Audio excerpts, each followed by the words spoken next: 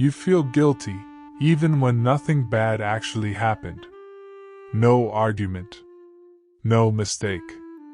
No one telling you that you're wrong. And yet something inside you tightens. As if you missed a rule you were supposed to follow. You replay the moment again and again. Your words. Your tone. Your silence. Trying to locate what you did wrong.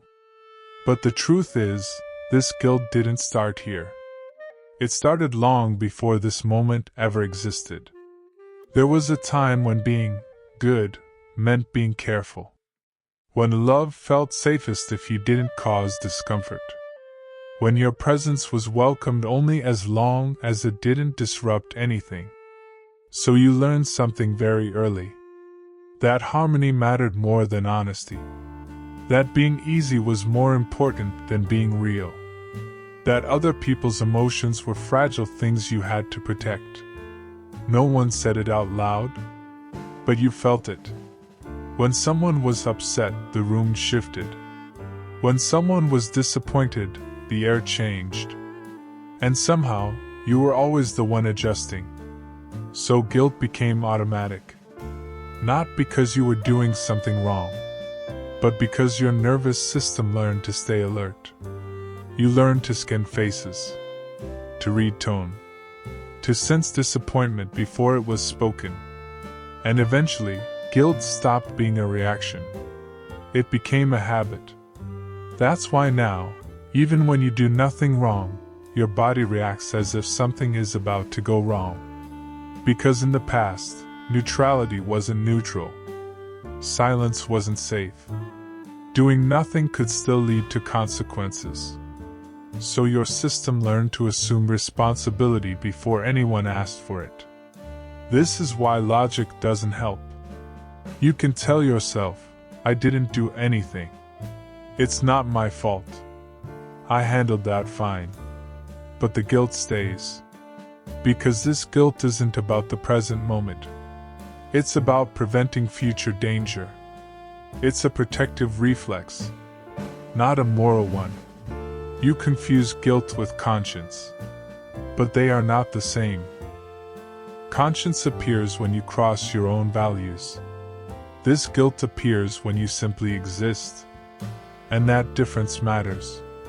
Because if you grew up in an environment where emotions were unpredictable, where approval was inconsistent, where being blamed felt random, your nervous system learned one rule.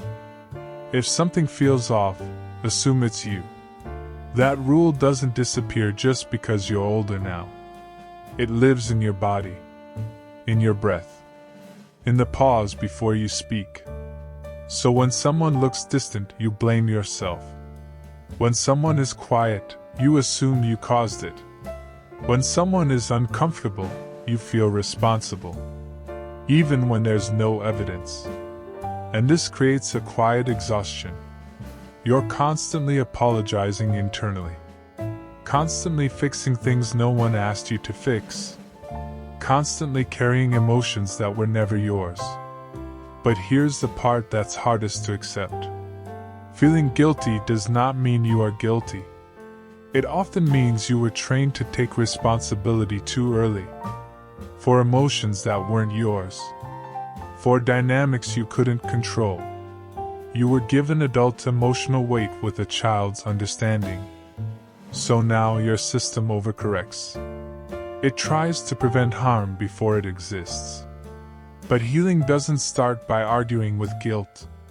It starts by recognizing it. By noticing when guilt shows up without a clear reason. By asking, what am I actually responsible for here? And what am I not? Because responsibility has limits. Even if you were never taught that. You are responsible for your actions. Your honesty. Your boundaries. You are not responsible for how others interpret them. You are not responsible for unspoken expectations. You are not responsible for managing emotions that belong to someone else. And the guilt you feel when you do nothing wrong is not a sign of selfishness. It's a sign that you're slowly stepping out of an old role.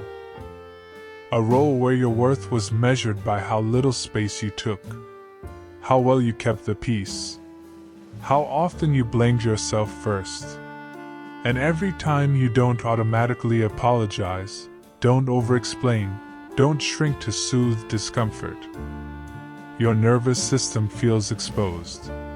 That discomfort is not danger. It's unfamiliar safety. Because guilt used to keep you connected, but now it's keeping you tired. And unlearning it doesn't happen all at once. It happens quietly. In moments where you choose not to punish yourself. In moments where you let discomfort exist without fixing it. In moments where you realize, nothing bad happened, and I'm still safe. One day, the guilt will still appear, but it won't control you. And slowly, you'll stop asking, "What did I do wrong?" and start asking, "Why did I assume I did?" And that question changes everything.